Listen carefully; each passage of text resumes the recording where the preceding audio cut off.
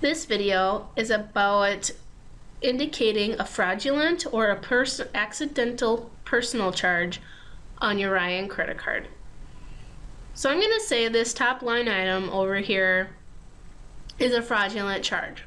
So I'm going to click on it, and in the expense type, I'm going to change it from agency fees to fraud, which is under other. So I'm going to change that to fraud.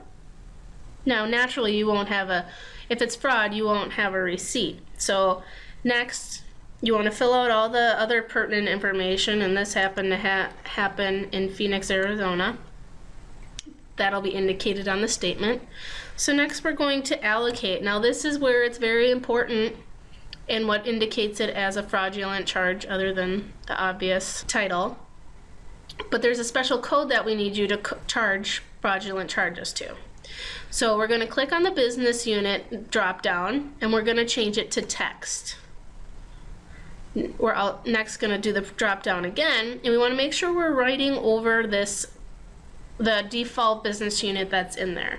And I'm going to type in the word fraud. And I'm going to wait for the drop down, and I'm going to click on the word fraud. So now that is my business unit. So in the account code next to it, there is only one available code to pick. I'm going to click on the fraud code, and I'm going to click save.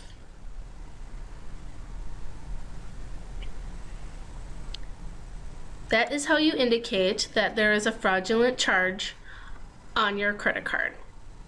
It's very important to put it to that account so that we can make sure that when the credit comes in, you're going to want to do it to the exact same place so that they zero out. But your job isn't getting charged for it, or your business unit, but that's an account that accounting monitors, so we can make sure that we're retaining all of our, or getting back all of our credits for fraudulent charges. So we're going to click save on this one. So next is a personal charge.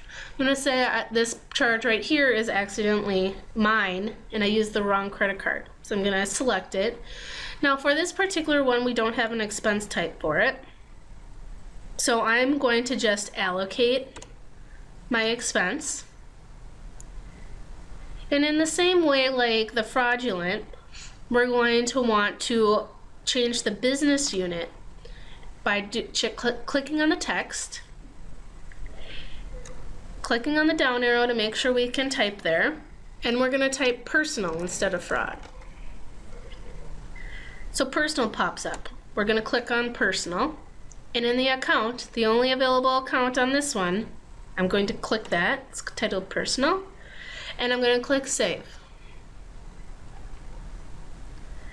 Click OK to accept it, and then I'm going to click done, because I am now done attaching the personal, or indicating that that's a personal charge.